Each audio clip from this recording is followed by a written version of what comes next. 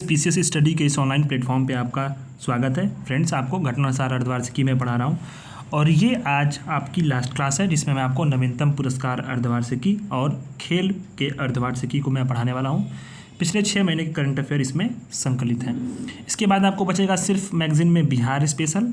तो बिहार स्पेशल को हम लोग कभी बाद में बीपीएससी से पहले पढ़ लेंगे, तो चीज़ें उस वक्त की हम लोग उसको कवर कर लेंगे, कोई टेंशन की बात नहीं है। बिहार वाले फ्रेंड्स जो देख रहे होंगे वो परेशान मत होना, आपको 2-4 दिन में उसको भी वीडियो मिल जाएगी, उससे अच्छी वीडियो मिल जाएगी। ठीक है, थोड़ा और अपडेटेड करके डेटा करके आपको मैं वहाँ पे दे दूँगा। ठीक है, तो आपको पहला टॉपिक है राष्ट्रीय, जिसमें आपको पढ़ना है राष्ट्रीय साहित्य अकादमी युवा पुरस्कार 2025। तो साहित्य अकादमी युवा पुरस्कार 2025 जो है वो आपको याद रखनी है। एक है युवा पुरस्कार, दूसरा है साहित्य अकादमी पुरस्कार। तो ये है आपका युवा पुरस्कार, साहित्य अकादमी द्वारा दिया जाता है। भारत सरकार के संस्कृति मंत्रालय के अंतर्गत एक ऑटोनॉमस बॉडी है, ऑटोनॉमस संस्था है ये साहित्य अकादमी।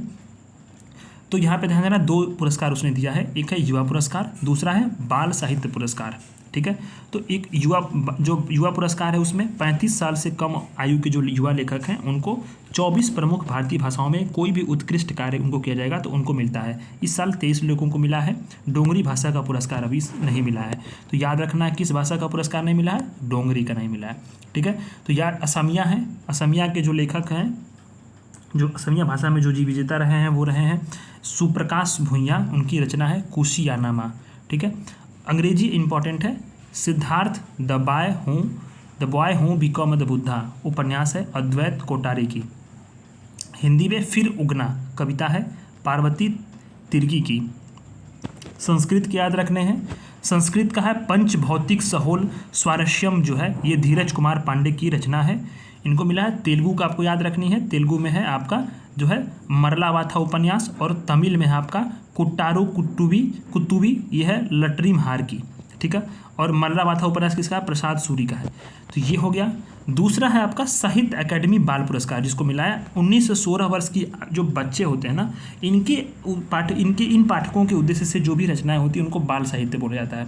ठीक है, तो 24 लेखकों को इसमें दिया गया है। तो याद रखना है सुशील कुमार शुक्ला हिंदी में 1/12 लघु कथा के लिए, अंग्रेजी में नितिन कुशलप्पा दक्षिण भारत मिथक और दंत कथा। ठीक है, और प्रीति पुजारा संस्कृत बल विश्वम कहानी के लिए, इन लोगों को यहाँ पर पुरस्कार मिला है। अब इस पर 50,000 रुपये मिलते हैं, 1 साल और प्रशस्ति पत्र यहाँ पे मिलता है। ठीक है, नेक्स्ट टॉपिक हम लोग करते हैं रामनाथ गोयनका पत्रकारिता पुरस्कार 2025। तो इंडियन एक्सप्रेस ग्रुप के संस्थापक थे रामनाथ गोयनका, उन्हीं के सम्मान में जो है ये उत्कृष्ट पुरस्कार मिलता है पत्रकारिता में।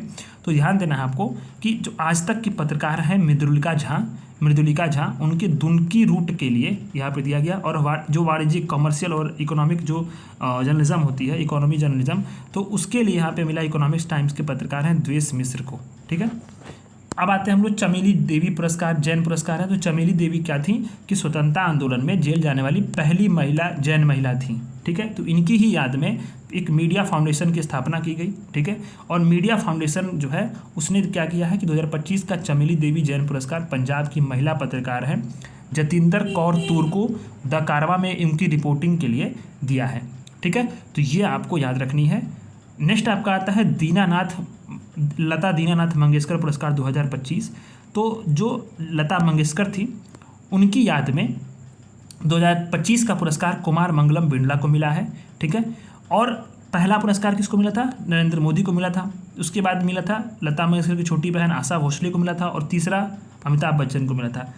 जो व्यक्ति राष्ट्र के निर्माण में जिनका अनुकरणीय योगदान होता है ना, उनको ये पे मिलता है सारी चीज़ें। ठीक है, उत्तर प्रदेश अनमोल रत्न पुरस्कार आपको याद रखना है, विगोर मीडिया वर्ल्ड वाइड के संस्थापक है, नोएडा में हाई राइज फेडरेशन के अध्यक्ष हैं, निखिल सिंघल को मिला है जनसंपर्क, पब्लिक रिलेशन और स्ट्रैटेजिक कम्युनिकेशन के लिए। ठीक है, तो उत्तर प्रदेश अनमोल रत्न पुरस्कार यहाँ पे सम्मानित किया गया है। ठीक है, अब आते हैं global Indian of the year पुरस्कार मिला है, आध्यात्मिक गुरु और ईसा फाउंडेशन के संस्थापक हैं सदगुरु जग्गी वासुदेव को global Indian of the year पुरस्कार से सम्मानित किया गया है। ठीक है, अच्छा, पूरी राशि उन्होंने किसको समर्पित की, तो कावेरी कालिंग परियोजना को समर्पित कर दी है अपनी पूरी, जो 50,000 कनाडाई डॉलर थी उसको पूरा सदगुरु ने कावेरी कालिंग परियोजना को समर्पित कर दी। कावेरी कालिंग नदी को पुनर्जीवित करने के लिए वृक्षारोपण को बढ़ाना और किसानों को सहयोग देने के लिए कावेरी कालिंग परियोजना चलाई जा रही है। 59वां ज्ञानपीठ पुरस्कार, साहित्य का सबसे बड़ा पुरस्कार जो होता है, प्रसिद्ध हिंदी साहित्यकार विनोद कुमार शुक्ल को 2024 के लिए 59वां ज्ञानपीठ पुरस्कार यहाँ पे दिया गया। ठीक है, और ये ध्यान देना है आपको, छत्तीसगढ़ के पहले व्यक्ति हैं और हिंदी के 12वें व्यक्ति हैं जिनको ये पुरस्कार मिला है। ठीक है, अब इम्पॉर्टेंट इसमें और कुछ नहीं, ज्ञानपीठ पुरस्कार जो है ध्यान देना है, 2023 वाला किसको मिला था, तो जगत गुरु रामभद्राचार्य को, और उर्दू के लिए गीतकार गुलजार को मिला था। सर्वोच्च साहित्यिक सम्मान है, भारतीय भाषाओं में उत्कृष्ट साहित्य को मिलता है। ठीक है, 11 लाख रुपए की और वाग्देवी की कांस्य प्रतिमा मिलती है और प्रशस्ति पत्र मिलता है। व्यास सम्मान, तो व्यास सम्मान याद रखना आपको 2024 का, प्रसिद्ध हिंदी की प्रसिद्ध लेखिका है सूर्यबाला को, 18 में उनकी उपन्यास आई थी कौन देश को वासी, वेणु की डायरी के लिए के बिरला फाउंडेशन का पुरस्कार यहाँ पे मिला है। सरस्वती सम्मान का किसको मिला है, तो याद रखना प्रख्यात संस्कृत विद्वान महोपाध्याय साधु भद्रेश दास को उनकी कृति है, साहित्यिक कृति है स्वामी नारायण सिद्धांत सुधा के लिए यहाँ पे दिया गया। प्रस्थान तैप्य जो है ये पूरी कृति उनकी आधारित है। ठीक है, तो ये ध्यान देना है। साहित्य अकेडमी पुरस्कार, वो आप ऊपर जब पढ़ रहे थे तो मैंने आपको बताया था कि ये आपको पढ़ना है साहित्य अकेडमी युवा पुरस्कार, लेकिन अब आपको यहाँ नीचे पढ़ना है साहित्य अकेडमी पुरस्कार 2024, ये याद रखना आपको।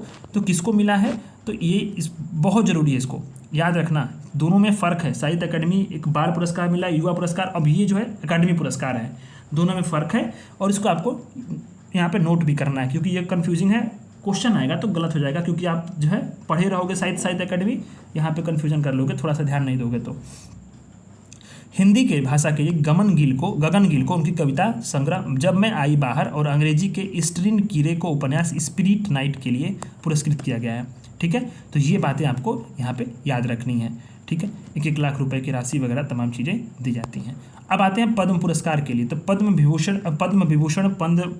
और पद्मश्री 3 पद्म पुरस्कार होते हैं और कुल 139 यहाँ पे पद्म पुरस्कारों की घोषणा 2025 के 26 जनवरी के पहले वाले सप्ताह पर की गई थी। ठीक है, तो 7 पद्म विभूषण हैं, 19 पद्म भूषण हैं और 113 पद्मश्री हैं। एक युगल पुरस्कार भी, युगल मतलब 2 लोगों को मिलता है। ठीक है, दोनों लोगों को पुरस्कार मिला। तो पद्म विभूषण वाले आपको कृतियों को याद रखना है, लोगों को याद रखना, कृति बोला हूँ सॉरी। ठीक है, तो 7 विभूति कौन कौन से, बिहार की भोजपुरी जो गायिका थी शारदा सिन्हा, जो छठ वाली गीत वाली है शारदा सिन्हा, उनको, केरल के दिवंगत साहित्यकार MT वासुदेवन नायर को, मारुति सुजुकी के जो मानद अध्यक्ष रहे जापान के ओसामू सुजुकी, जो उनको मरणोपरांत मिला है। सुप्रीम कोर्ट के पहले चीफ जस्टिस रहे जो सिख कम्युनिटी से थे, जस्टिस जगदीश सिंह खेहर को, एशियन हेल्थ केयर के संस्थापक DN रेड्डी तेलंगाना वाले, गुजरात की कथक नृत्यांगना जो है कुमुदी रजनीकांत लाखिया और लक्ष्मी नारायण सुब्रमण्यम कला कर्नाटक के क्षेत्र को यहाँ पे पद्म विभूषण सम्मान से सम्मानित किया गया है। इसके बाद आता है पद्म भूषण, 19 हस्तियों को पद्म भूषण सम्मान मिला है, याद रखना आपको यहाँ पे। तो 19 वसनों में से 4 को मरणोपरांत दिया गया है। जैसे यहाँ पे लिस्ट आप देख सकते हो, ए सूर्यप्रकाश जो है मीडिया जगत की बहुत बड़ी पर्सनालिटी है, साहित्य और शिक्षा पत्रकारिता की, ये प्रसार भारती के चेयरमैन भी ए सूर्यप्रकाश रह चुके हैं। ठीक है, अनंतनाग हैं कला में, विवेक देवराय नाम सुने होंगे आप, प्रधानमंत्री आर्थिक सलाहकार परिषद के थे, इनको मिला है। जतिन गोस्वामी कला में मिला है। इसके साथ आपको याद रखना है PR श्रीजेश जो हैं ये आपको याद रखने हैं, खेल में हॉकी के पूर्व गोलकीपर रहे, मनोहर जोशी को मिला है। ठीक है, इसके साथ आपको याद रखना है 2-3 चीज़ें और, पंकज उदास मरणोपरांत मिला है, सुशील कुमार मोदी जो बिहार के हैं उनको मिला है। ठीक है, शेखर कपूर को मिला है। इस तरह से सब जो है इन लोगों को पद्म भूषण मिला है। पद्मश्री के बस व्यक्तियों को आपको याद रखना है 113 व्यक्ति, जिसमें इंपॉर्टेंट है रविचंद्र अश्विन है, फुटबॉलर IM विजन है, बातुल बेगम है, अरुंधति भट्टाचार्य हैं, डॉक्टर नीरजा भल्ला है, स्त्री रोग विशेषज्ञ हैं, बहुत बड़ी फेमस डॉक्टर हैं ये। ठीक है, तो इन लोगों को मिला, बाकी सबको याद नहीं रखना है, याद भी होगा भी नहीं और ज़रूरी भी नहीं है। ठीक है, अब आते हैं राष्ट्रीय खेल पुरस्कार 2024, मेजर ध्यानचंद खेल रत्न पुरस्कार मिला है। 4 वर्षों की अवधि में जो व्यक्ति उत्कृष्ट खिलाड़ी उत्कृष्ट प्रदर्शन करता है उनको 25 लाख की धनराशि के साथ इसको पुरस्कार को दिया जाता है। 4 खिलाड़ियों को दिया गया है। पहले खिलाड़ी है गुकेश D जो शतरंज के हैं, दूसरे हैं हरमनप्रीत सिंह हॉकी के हैं, प्रवीण कुमार है पैरा एथलीट हैं और सुश्री मनु भाकर हैं शूटिंग में। 4 प्लेयर हैं, याद ही रखने आपको अच्छे से। ठीक है, अर्जुन पुरस्कार बहुत जरूरी है, ये भी आपको अच्छा रखना है। 4 वर्ष की अवधि में जो भी उनका अच्छा प्रदर्शन रहेगा खेलों में, 32 खिलाड़ियों को यहाँ पे दिया गया है, ठीक है, 32 खिलाड़ियों को यहाँ पे दिया गया है। तो यह भी आपको चीज़ें एक बार पढ़ लेनी है, सबको याद करना नहीं है। अर्जुन पुरस्कार जो आजीवन मिला है, याद रखना उन लोगों को मिला है जो अपने प्रदर्शन से खेलों में उन्होंने योगदान दिया है, ठीक है। अब संन्यास लेने के बाद भी योगदान जारी रखना चाहते हैं, तो इस तरह सुच्चा सिंह एथलेटिक्स में मिला है, और मुरली कांत राजा राम पेटकर जो है पैरा तैराकी को उनको मिला है। अब आते हैं द्रोणाचार्य पुरस्कार। तो जाहिर सी बात है द्रोणाचार्य किसको मिलेगा, जो उत्कृष्ट प्रशिक्षक कोच होते हैं उनको मिलता है, ठीक है। तो नियमित श्रेणी के जो कोच है सुभाष राणा को पैरानिसामी के लिए, सुश्री दीपाली देशपांडे और संगीत सांगवान को हॉकी के हैं। आजीवन श्रेणी में एस मुरलीधरन, मुठैया मुरलीधरन जो है वो आपको कौन है, वो आपके श्रीलंका के प्लेयर रहे थे क्रिकेट के। यहाँ पे एस मुरलीधरन कौन है, ये बैडमिंटन से हैं। अरमांडो एंग्लोनो कोलाको ये फुटबॉल से हैं, ठीक है। ये सारी चीज़ें हैं। मौलाना अबुल कलाम ट्रॉफी 2024 में खेलो इंडिया गेम्स में सर्वश्रेष्ठ प्रदर्शन विश्वविद्यालय जो किया था उसको 15 लाख की राशि के साथ अबुल कलाम आज़ाद ट्रॉफी दी जाती है, जो कि 2024 के लिए चंडीगढ़ विश्वविद्यालय को ये पुरस्कार दी गई थी। चंडीगढ़ विश्वविद्यालय को यहाँ पे ट्रॉफी दी गई है, मौलाना अबुल कलाम ट्रॉफी जो है 2024 का पुरस्कार। नेक्स्ट आपका आता है राष्ट्रीय खेल प्रोत्साहन पुरस्कार। ये पुरस्कार जो है physical education foundation of India को दिया गया है। तेंजिन नॉर्गे राष्ट्रीय साहसिक एडवेंचर पुरस्कार मिला है, ठीक है, ये भी आपको याद रखना है। तो ये उन लोगों के लिए दिया गया है जो 4 श्रेणियों में साहसिक कार्य किए, जैसे भू साहसिक कार्य, जल साहसिक कार्य, ठीक है, और इसके साथ ही आपको वायु रोमांच और जीवन पर्यंत श्रेणी के लिए। तो आपको इंपॉर्टेंट उतना नहीं है, बस पढ़ लीजिए इसको। राष्ट्रीय धन्वंतरी आयुर्वेद सम्मान। तो धन्वंतरी जो थे प्रसिद्ध आयुर्वेद के बहुत प्रख्यात चिकित्सक थे, तो 3 चिकित्सकों को प्रतिष्ठित जो है धन्वंतरी आयुर्वेद पुरस्कार 2024 से सम्मानित किया गया। इसमें है नाड़ी वेद और लेखक ताराचंद शर्मा है, द्रव्य गुण विज्ञान के प्रसिद्ध वेद है मायाराम अनिल माल, और विश्व व्याकरण माला राष्ट्रीय सम्मेलन के संस्थापक वैद है समीर जमदग्नि, ठीक है। अब आता है फॉरवर्ड फास्टर सस्टेनेबिलिटी अवार्ड है। देश की सबसे बड़ी ऊर्जा इकाई NTPC जो है उसको आपको यहाँ पे जानना ये जरूरी है कि जन के तन्यकशीलता श्रेणी में, तन्यकशीलता मतलब वही वाटर कंजर्वेशन के सेक्टर में जो है कहीं ना कहीं जल संरक्षण और उसके सस्टेनेबल वाटर यूज के लिए यहाँ पे फॉरवर्ड फास्टर सस्टेनेबिलिटी अवार्ड से NTPC ने अवार्ड जीता है, ठीक है। तो पहली कंपनी है जो स्कॉच पुरस्कार है। स्कॉच पुरस्कार ध्यान देना है, नागालैंड वन प्रबंधन परियोजना को स्कॉच पुरस्कार से सम्मानित किया गया। ये नागालैंड सरकार के पर्यावरण वन और जलवायु परिवर्तन विभाग की ओर से यहाँ पे उसको प्राप्त किया गया। सत्यजीत रे लाइफ टाइम अचीवमेंट अवार्ड जो है वो जनवरी 2025 में वेस्ट बंगाल फिल्म पत्रकार संघ द्वारा प्रसिद्ध फिल्म निर्माता अपर्णा सेन को सत्यजीत रे लाइफ टाइम अचीवमेंट अवार्ड दिया गया। 34वां GD बिरला पुरस्कार बेंगलुरु में Jawaharlal Nehru centre for advance scientific research के जो संकाय सदस्य हैं प्रोफेसर सुबी जैकब जॉर्ज, उनको साइंटिफिक रिसर्च के लिए 34वां GD बिरला पुरस्कार से सम्मानित किया गया। GD बिरला पुरस्कार UPPCS का प्रीवियस ईयर क्वेश्चन है, बीते 3-4 सालों में उठाकर देख लेना आप करंट अफेयर्स में। पिछले वाला जो GD बिरला पुरस्कार था वो काफ़ी महत्वपूर्ण था, मैंने पढ़ाया भी था आपको, जो प्रोफेसर अदिति सेन डे को मिला था, और ये पहली महिला वैज्ञानिक थी पुरस्कार पाने वाली 2023 में, ठीक है। तो 24 में किसको मिला है, याद रखना प्रोफेसर सुबी जैकब जॉर्ज को मिला है, ठीक है। ये सारी चीज़ें आपको याद रखनी है। अब आते हैं हम लोग नेक्स्ट आपका था इंदिरा गांधी शांति निरस्त्रीकरण और विकास पुरस्कार 2024। चिली की पूर्व राष्ट्रपति मिशेल बैचलेट को इंदिरा गांधी मेमोरियल ट्रस्ट द्वारा यहाँ पे शांति निरस्त्रीकरण और विकास के लिए इंदिरा गांधी शांति निरस्त्रीकरण विकास पुरस्कार 2024 से सम्मानित किया गया है। प्रधानमंत्री, अब आते हैं हम लोग अंतर्राष्ट्रीय जो करंट अफेयर्स हैं उनके बारे में बात करेंगे। तो प्रधानमंत्री को grand cross of the order of mercurius 3rd award मिला है। तो मैं आपको बता दूं, इसको आप मत पढ़ो, मैं आपको जो है प्रधानमंत्री के जितने अवार्ड्स आप इस साल मिले हैं, बहुत ज़्यादा अवार्ड मिल चुके हैं, कुल 23 या 24 या 25 ऐसे कुछ हो चुका है। हाल फिलहाल में भी 1-2 अवार्ड और मिले हैं इस मैगजीन के छपने के बाद भी। तो उन सारे अवार्डों को जो है सभी जगह मैं एक जगह से संकलित कर लूँगा। सवाल पूछने की पूरी संभावना है, तो सवाल 2-3 तरह से आ सकते हैं, मैं आपको बता रहा हूँ। पिछले साल के करंट अफेयर से जिस तरह से सवाल ट्रेंड में बने थे और जिस तरह से क्वेश्चन सेट किया गया था, आपको आते हुए भी क्वेश्चंस को सॉल्व करने में कठिनाई हो रही थी। तो कैसे करना है मैं बता रहा हूँ। सवाल दो प्रकार से बन सकता है। पहला प्रकार ये है कि जो भी पुरस्कार है उनके नाम याद रख लो और किस देश से संबंधित है जो प्रधानमंत्री को मिले हैं, तो मैच कराने को पूछ सकता है। दूसरा सवाल ये पूछ सकता है कि जो भी पुरस्कार होंगे उनका तिथि दे देगा कि इस तिथि इस महीने में, इस सबसे क्रम में, सबसे पहले इस तरह से, फिर लास्ट में ऐसे ऐसे करके क्रम में पूछ सकता है। तो मैं आपको इसका एक PDF या एक पेज का नोट्स बना करके टेलीग्राम पे डाल दूंगा। टेलीग्राम आप ज्वाइन कर लेना, इसको मत पढ़ो आप, ठीक है। अंतर्राष्ट्रीय बुकर पुरस्कार 2025, कर्नाटक की कन्नड़ लेखिका और अधिवक्ता है बानू मुश्ताक। बहुत इंपॉर्टेंट है ये बुकर पुरस्कार, हमारे लिए काफ़ी इंपॉर्टेंट है और समझ लेना आपकी ये इससे सवाल बन सकता है। तो कन्नड़ लेखिका है, प्रसिद्ध अधिवक्ता है बानू मुश्ताक। उनकी कन्नड़ में उनकी एक रचना थी हार्ट लैम्प सिलेक्टेड स्टोरीज। इसका अनुवाद कौन किया था? दीपा भास्ती ने किया था, ठीक है, अंग्रेजी में। तो इसका जो है उसी को अंतर्राष्ट्रीय पुरस्कार लंदन में मिला है और अंतर्राष्ट्रीय बुकर पुरस्कार मिला है, ठीक है। साहित्य के क्षेत्र में प्रतिष्ठित जो अंतर्राष्ट्रीय पुरस्कार है, पहली किसी भारतीय को, और मतलब दूसरी बार किसी भारतीय को और पहली बार किसी कन्नड़ साहित्य को। पहले किसको मिला था? तो गीतांजलि श्री को टर्म ऑफ सेंट के लिए मिला था, ठीक है। और ये दूसरा मिला है, तो हमारे लिए काफ़ी इंपॉर्टेंट है बानू मुश्ताक को, ठीक है। आपको यहाँ पे बार बार भूलना नहीं नाम, हार्ट लैम्प सिलेक्टेड स्टोरीज इनकी एक कृति है। अब आते हैं हम लोग पत्रकारों और प्रेस की स्वतंत्रता को प्रोत्साहित करने के लिए यूनेस्को का 2025 का गिल्लेर्मो कैनो विश्व प्रेस स्वतंत्रता पुरस्कार निकारागुआ के समाचार पत्र ला प्रेसा को बेल्जियम के ब्रुसेल्स में दिया गया था, ठीक है। बहुत इंपॉर्टेंट है, इसको आपको याद रखना है। गिल्लेर्मो कैनो विश्व प्रेस स्वतंत्रता पुरस्कार किसको मिला है? निकारागुआ का समाचार पत्र है, न्यूज़पेपर है ला प्रेसा, ठीक है। ला प्रेसा बहुत इंपॉर्टेंट है, ये आपके लिए भी याद है क्योंकि यहाँ पे उसने गाजा, और यहाँ पे ध्यान देना पिछले साल को किसको मिला था? तो गाजा युद्ध को कवर करे फिलिस्तीनी पत्रकारों को मिला था। अब आता है पुलित्जर पुरस्कार 2025, पत्रकारिता, साहित्य, ड्रामा और संगीत के क्षेत्रों में अमेरिका का प्रतिष्ठित जो है वो पुलित्जर पुरस्कार। यहाँ ध्यान देना है कि जनसेवा, investigating reporting, explanatory reporting, international reporting, feature writing के लिए कुल 15 पुरस्कार होते हैं। तो सर्वश्रेष्ठ पुरस्कार सर्वाधिक किसको मिले हैं? सर्वाधिक मिला है न्यूयॉर्क टाइम्स को। सर्वाधिक प्रतिष्ठित जनसेवा का पुलित्जर पुरस्कार मिला है कैलिफोर्निया की एक गैर लाभकारी खोजी पत्रकार संस्था प्रोपैलिका को।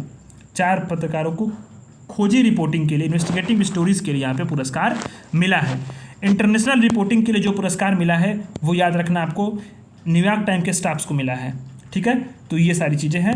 अभी यहाँ पे पुस्तक, ड्रामा और संगीत जो 8 पुरस्कार, इसमें फिक्शन का पुरस्कार किसको मिला है? अमेरिकी उपन्यासकार मिला है, पर्सिवल एवरेट द्वारा रचित उपन्यास जेम्स के लिए दिया गया है, ठीक है। तो ये सारी तो उनको दिया गया है। नाटक के लिए जो अमेरिकी नाटककार हैं ब्रेडन जैकब जेनकिंस द्वारा रचित पर्पज था। कविता के लिए मैरी होप्स द्वारा रचित न्यू जो है इसका नाम है न्यू एंड सेलेक्टेड पोएम्स, इनको प्रदान किया गया है। फिर आता है आपका कांस फिल्म फेस्टिवल पुरस्कार 2025। कांस फिल्म फेस्टिवल पुरस्कार 2025 जो है फ्रांस का प्रतिष्ठित है और बहुत इंपॉर्टेंट है। यहाँ पे याद रखना, भारत की फिल्म निर्माता पायल कपाड़िया ज्यूरी के सदस्यों में शामिल थी। सर्वश्रेष्ठ फिल्म का पुरस्कार, सर्वोच्च पुरस्कार किसको मिला? पाल डी और ईरानी निर्देशक जाफर पनाही को फिल्म जो है अनसिंपल एक्सीडेंट के लिए मिला, ठीक है। अनसिंपल एक्सीडेंट के लिए मिला, इसको याद रखना, थोड़ा सा है इम्पोर्टेंट है। और इसको यहाँ पे देखो, सर्वोच्च पुरस्कार फिल्म का पाल डी और ईरानी निर्देशक जो है जाफर पनाही को इनकी फिल्म अनसिंपल एक्सीडेंट के लिए मिला है। बस इतने, ज़्यादा याद नहीं हो पाएगा और आपके लिए ये समझ लीजिए एक तरह से हेडक ही है, इतना कौन याद करेगा इसको, ठीक है। जो मेन चीज़ें हैं वो मैं करा रहा हूँ, उसको आप करो। नेक्स्ट टॉपिक है आपका 2025 का समिति विज्ञान सलाहकार पदक है, तो डॉक्टर अम्बरीश मित्तल को मिला। अम्बरीश मित्तल हैं कौन? तो हड्डी के डॉक्टर, हड्डी के जो है एंड्रोक्राइनोलॉजिस्ट हैं। उनके द्वारा इंपॉर्टेंट एक रिसर्च किया गया, इसलिए उनको अंतर्राष्ट्रीय ऑस्टियोपोरोसिस फाउंडेशन द्वारा समिति विज्ञान सलाहकार पदक से सम्मानित किया गया, ठीक है। अब आते हैं पायल कपाड़िया को फ्रांस का सम्मान मिला है। तो पायल कपाड़िया जो है फ्रांस के प्रतिष्ठित नागरिक सम्मान ऑफिसियर डांस एल आर्ड्रे ड्रेस आर्ट एंड डेस लेट्रेस, मैं आपको पढ़ाया भी था।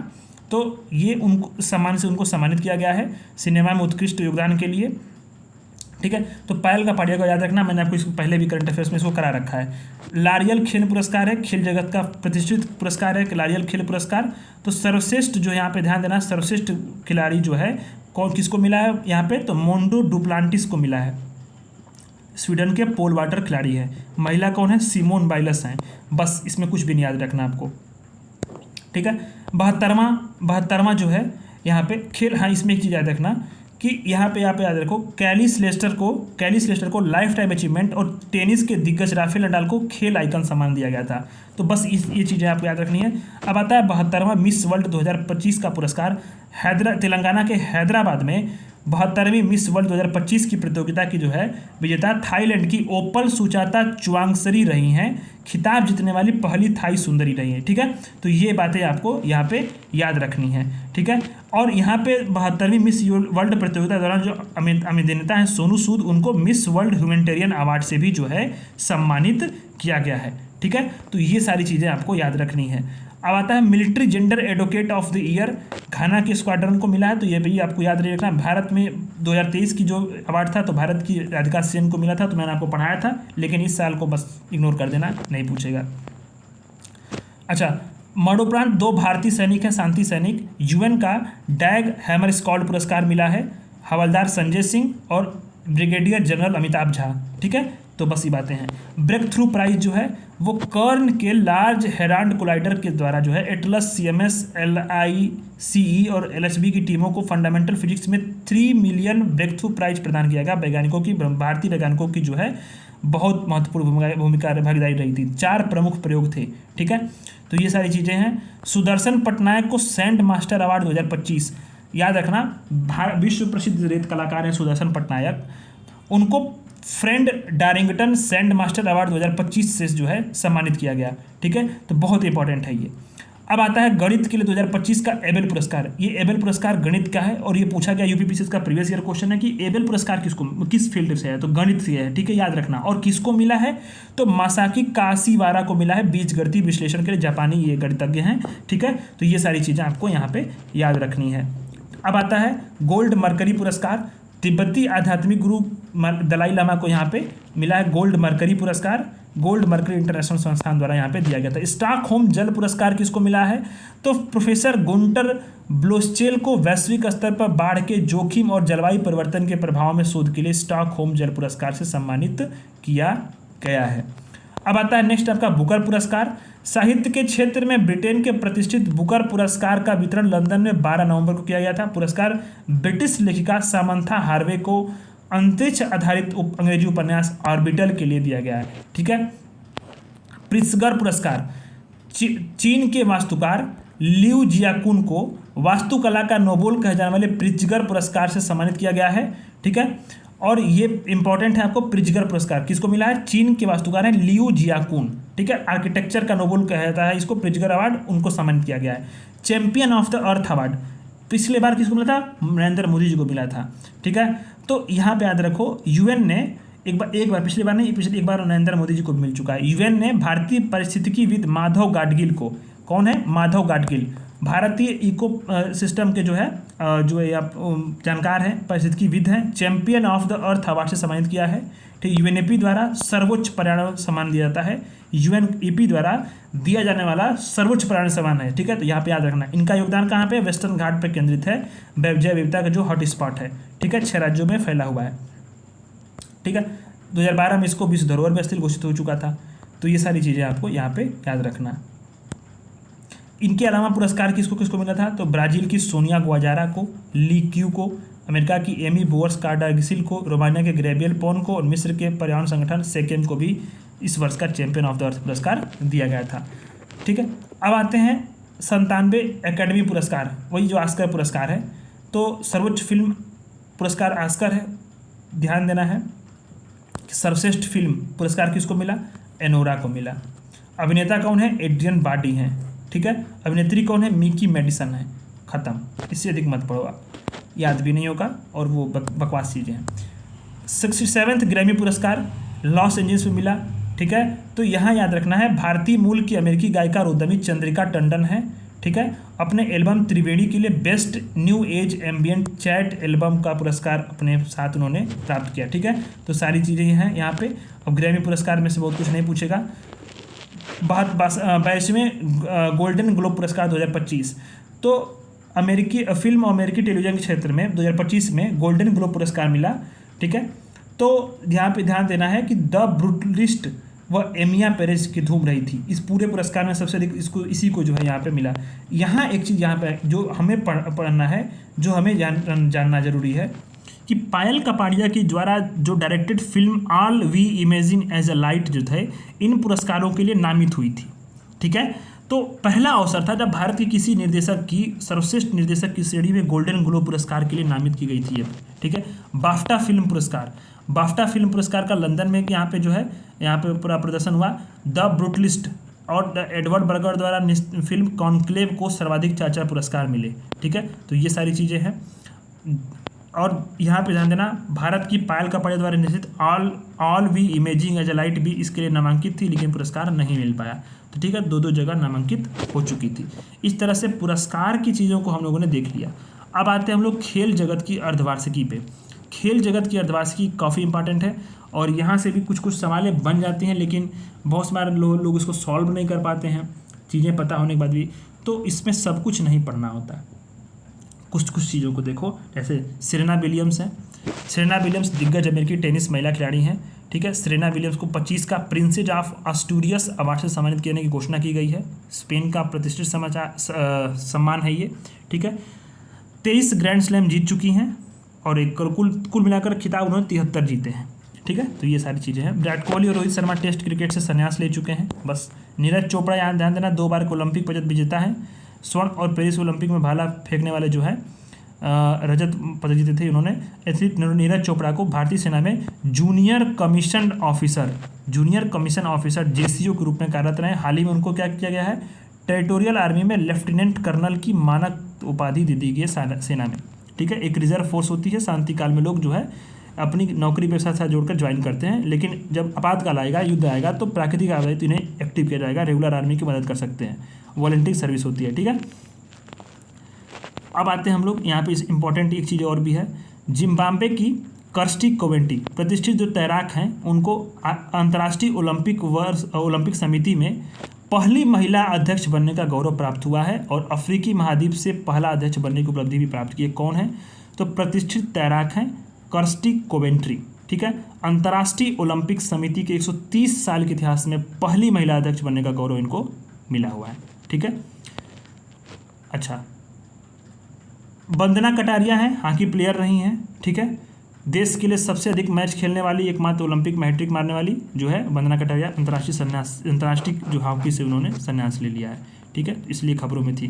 क्रिस्टियानो रोनाल्डो, तो सर्वाधिक कमाई करने वाले एथलीटों में क्रिस्टियानो रोनाल्डो का स्थान जो है वो आपका जो है शीर्ष पे रहा। 2062 करोड़ रुपए उन्होंने कमाए। ठीक है, 2024 में। सोहली अख्तर को 5 साल लिए ICC ने बैन किया है बांग्लादेश के। विराट कोहली हैं, विराट कोहली ध्यान देना आपको कि वनडे मुकाबलों में सबसे तेज 14,000 रन करने वाले खिलाड़ी बन चुके हैं। बहादुर सिंह सागो, तो ध्यान देना आपको यहाँ पे एशियाई खेलों में स्वर्ण पदक जीत चुके पूर्व गोला फेंक जो एथलीट है, उनको बहादुर सिंह सागो को एथलेटिक्स फेडरेशन ऑफ इंडिया का नया अध्यक्ष यहाँ पे चुन लिया गया है। ठीक है, 4 साल ये अध्यक्ष रहेंगे। भारत और इंग्लैंड टेस्ट सीरीज का नाम अब एंडरसन तेंदुलकर ट्रॉफी रख दिया गया है। एंडरसन तेंदुलकर ट्रॉफी जो है, पहले उसका नाम था एंथनी डी मेलो ट्रॉफी था, अब एंडरसन तेंदुलकर ट्रॉफी रख दिया गया, जो अभी हाल में सीरीज चल रही है भारत और इंग्लैंड के बीच में। ठीक है, तो ये चीज़ें आपको याद रखनी है। IPL 2025 में RCB खिताब जीत गई। सुदर्शन साई जो है ऑरेंज कैप पाए और emerging player of the season का भी पुरस्कार उन्होंने जीता। मोस्ट वैल्यूएबल प्लेयर का पुरस्कार किसने जीता, सूर्य कुमार जो है यादव ने जीता। अब जो प्रसिद्ध कृष्णा है, सर्वाधिक जो है विकेट लेने वाले पर्पल कैप भी उन्होंने पाया। इसके साथ ही अगर बात करें तो जो है super striker of the season को पाया, तो 14 वर्ष के खिलाड़ी जो है वैभव सूर्यवंशी स्थान लायल का उसको जो है यहाँ पे उसको मिला। निकोलस पूरन को जो है मोस्ट 6 हिटर का पुरस्कार मिला। ग्रीन डॉट बॉल का अवार्ड मोहम्मद सिराज को मिला। ठीक है, ये सारी चीज़ें हैं। और फेयर प्ले ट्रॉफी किसको मिली, चेन्नई सुपर किंग को मिली थी। ठीक है, ICC cricket hall of fame में महेंद्र सिंह धोनी को यहाँ पे शामिल कर लिया गया है। तो यहाँ पे इंपॉर्टेंट याद रखना है, ICC जो हॉल ऑफ फेम है उसमें महेंद्र सिंह धोनी को यहाँ पे शामिल कर लिया गया है। ठीक है, बस इसमें और कुछ याद ही नहीं रखना है। इसमें हाल जो आप यहाँ पे याद रखो, देखो जो जिनको हॉल ऑफ फेम में शामिल किया गया है, तो यहाँ पे वीरेंद्र सहवाग 2023 में, ठीक है, नीतू डेविड को 2024 में और महेंद्र सिंह धोनी 2025 में भारतीय खिलाड़ी जो हैं वो हॉल ऑफ फेम में यहाँ पे शामिल है। ठीक है, अब चयन प्रक्रिया ये है कि खिलाड़ी को अंतर्राष्ट्रीय क्रिकेट से रिटायरमेंट के बाद कम से कम 5 साल पूरे होने चाहिए जो है, तभी उसके बाद उसको हॉल ऑफ फेम में यहाँ पे शामिल किया जाता है। विश्व टेस्ट चैंपियनशिप जो है, दक्षिण अफ्रीका ने ऑस्ट्रेलिया को 5 विकेट से हराकर तीसरा वर्ल्ड टेस्ट चैंपियनशिप यहाँ पे जीत चुकी है दक्षिण अफ्रीका। ठीक है, महिलाओं की त्रिकोणीय एक दिवसीय श्रृंखला यहाँ पे खेली गई थी। ठीक है, और भारत ने जीता यहाँ पे फाइनल मुकाबला। आता है फिर विजडन पुरस्कार। विजडन पुरस्कार यहाँ पे रखना, क्रिकेट की बाइबल कही जाने वाली वार्षिक पत्रिका है विजडन। भारत के जसप्रीत बुमराह को पुरुषों में और स्मृति मंधाना को महिलाओं के लिए leading cricket of the year का पुरस्कार यहाँ पे दिया गया है। ठीक है, तो बस इतनी चीज़ें आपको याद रखनी है। आईसीसी चैंपियन ट्रॉफी भारत जीता। ठीक है, तो यहाँ पे याद रखना है, भारत जो है यहाँ पे दुबई, सभी मैच दुबई में आयोजित किए गए थे और 9 मार्च को खेला गया था। और यहाँ पे कौन जीता? तो भारत जीता। मैन ऑफ द मैच का पुरस्कार जो है रोहित शर्मा को मिला था फाइनल मैच का। और बाकी सारी चीज़ें इसमें से कुछ और याद रखने वाली है नहीं। रणजी ट्रॉफी 2025 बहुत इंपॉर्टेंट है। रणजी ट्रॉफी फाइनल मुकाबला किसके किसके बीच हुआ था? तो विदर्भ नागपुर में केरल और विदर्भ के बीच में हुआ था। ठीक है, केरल और विदर्भ में, तो विदर्भ जो है पहली पारी में बढ़ के घर पे उसने जीत लिया। ठीक है, और विदर्भ जो है इस बार का रणजी ट्रॉफी जहाँ पे जीती है। अब आते हैं हम लोग अंतर्राष्ट्रीय मास्टर्स क्रिकेट लीग, इसको हटा दो, कुछ भी नहीं है ये। अंडर 19 T20 वर्ल्ड कप 2025, तो ये मलेशिया में हुआ है। ठीक है, और पूरा जो फाइनल था खिताब इसको भारत ने जीता था। और ये इंपॉर्टेंट है, अंडर 19 महिला का जो विश्व कप 2025 है। ठीक है, भारत और इंग्लैंड के बीच में T20 श्रृंखला, इसमें सवाल इस पे नहीं बनते हैं। यूपीपीसीएस का रिकॉर्ड है। विजय हरारी ट्रॉफी जहाँ पे याद रखनी है, विजय हरारी ट्रॉफी जीता कौन है? तो विजय हरारी ट्रॉफी जीता है कर्नाटक ने, 5वीं बार ये ट्रॉफी जीतने में सफलता पाई है। ठीक है, बस इसमें और कुछ भी नहीं है, इंपॉर्टेंट है। आयरलैंड महिला एक दिवसीय, सब चीज़ें नहीं पूछता है कभी भी सवाल यूपीपीसीएस, प्रीवियस उठा कर देख लेना, प्रीवियस ईयर में से सवाल बने ही नहीं है। ठीक है, टाटा प्रीमियर महिला लीग जो है, तो इसमें मुंबई इंडियंस ने जीता है। मुंबई इंडियंस ने दिल्ली कैपिटल को हरा कर जीता था। बीसीसीआई क्रिकेट पुरस्कार, ये सारी चीज़ें थोड़ा सा इंपॉर्टेंट है, इसको देख लो आप। बीसीसीआई क्रिकेट पुरस्कार, तो इन पुरस्कारों में आपको याद रखना है कि पूर्व क्रिकेटर सचिन तेंदुलकर को colonel C K Naidu life time achievement पुरस्कार यहाँ पे दिया गया है। तो बहुत इंपॉर्टेंट है, सचिन तेंदुलकर को colonel C K Naidu life time achievement पुरस्कार यहाँ पे दिया गया है। सर्वश्रेष्ठ अंतर्राष्ट्रीय पुरुष पालिका जो पाली उमरगर पुरस्कार है पुरुष वर्ग में, वो जसप्रीत बुमराह को दिया गया। सर्वश्रेष्ठ अंतर्राष्ट्रीय क्रिकेटर महिला में स्मृति मंधाना को दिया गया। ठीक है, तो बस ये सारी चीज़ें जो याद करने वाली हैं, जो इंपॉर्टेंट है। आईसीसी क्रिकेट पुरस्कार में उत्कृष्ट प्रदर्शन करने वाले क्रिकेटरों को यहाँ पे दुबई में सम्मानित किया गया। तो जो यहाँ पे ध्यान देना है कि सर्वश्रेष्ठ क्रिकेटर की जो गैरी सोबर्स ट्रॉफी है वो जसप्रीत बुमराह को दी गई है। ठीक है, जसप्रीत बुमराह सर्वश्रेष्ठ टेस्ट क्रिकेटर भी यहाँ पे पाए हैं। ठीक है, तो ये इंपॉर्टेंट है ये। और बस इसमें और कुछ नहीं याद रखना है। T20 अंतर्राष्ट्रीय क्रिकेट में भी अर्शदीप सिंह को मिला है और बाकी कुछ भी इसमें इंपॉर्टेंट नहीं है। बस आप फ्रेंच ओपन 2025, फ्रेंच ओपन 2025 जो है 25 मई से 8 जून तक ये आयोजन किया गया। पुरुष एकल का खिताब कौन जीता? स्पेन के कार्लोस अल्काराज ने। और महिला एकल का खिताब जीती थी अमेरिका की कोको गॉफ ने जीता। ठीक है, अब यहाँ पे बात याद रखनी है कि देखो युगल पुरस्कार नहीं पूछता है। ठीक है, तो एक बार लेकिन पढ़ लेते हैं, यहाँ पे ध्यान दो। महिला युगल खिताब किसने जीता? तो इटली की जैस्मिन पाओलिनी ने, सारा ईरानी ने। पुरुष युगल का मार्सेल और हेरासियो या जेबालोस, को एक शब्द याद कर लो, वहाँ से हो जाएगा। ठीक है, नाम भी तो उनके याद नहीं होंगे। बिल्कुल मैं प्रैक्टिकली पढ़ा रहा हूँ फ्रेंड्स, मैं आपको चाहो तो सब कुछ पढ़ा सकता हूँ, लेकिन आप प्रीवियस ईयर उठा कर देखना, सवाल नहीं पूछे जाते हैं वैसे। जो पूछे जाते हैं बस उन्हीं जो टॉपिक्स प्रीवियस ईयर में मैंने 30 साल में देखा है करंट अफेयर का, उन्हीं टॉपिक्स को मैं यहाँ पे पिक कर रहा हूँ, बाकी चीज़ों को मैं छोड़ दे रहा हूँ। ठीक है, तो ये मत आप सोचना कि मैं कुछ आपको नहीं पढ़ा रहा हूँ या चीज़ें जिसमें सवाल बनते ही नहीं हैं और बनेंगे भी तो आप सॉल्व नहीं कर पाओगे।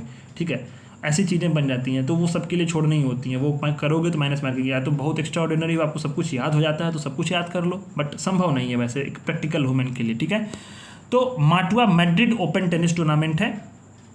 पुरुष एकल का खिताब किसने जीता? तो कैस्पर रूड नॉर्वे ने जीता। महिला एकल का आर्यना साबलेंका ने जीता। बस इटालियन ओपन, तो इटालियन ओपन स्पेन के कार्लोस अल्काराज ने जीता। ठीक है, और महिला एकल का किसने जीता? तो जो है जस्मिन पाओलिनी ने जीता। किसको हराया? कोको गॉफ को हराया। लेकिन यहाँ पे ध्यान दो, कोको गॉफ क्या जीती हैं? फ्रेंच ओपन जीती है। तो बस टेनिस का क्या होता है कि घूम फिर करके एक ही जो व्यक्ति होते हैं ना, एक दो लोग होते हैं, वही कोई इसमें किसी में जीतता है, कोई किसी में जीतता है। बाकी इसमें कुछ और ओपन यहाँ पे इंपॉर्टेंट नहीं है, जो इंपॉर्टेंट है वो मैंने करा दी। ये चीज़ है, ये इम्पोर्टेंट है।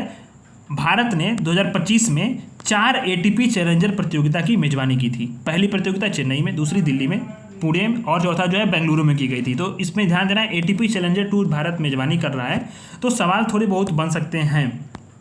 तो चेन्नई ओपन में जो है, यहाँ पे चेन्नई ओपन में यहाँ पे किरियन जैक्वेट फ्रांस के, दिल्ली में भी किरियन जैक्वेट, और बेंगलुरु में ब्रेडन होल्ट और सब डेलियोर स्वारनिसा जो है ये चेक गडाज के। तो याद नहीं करना है, एक बार पढ़ लो आप।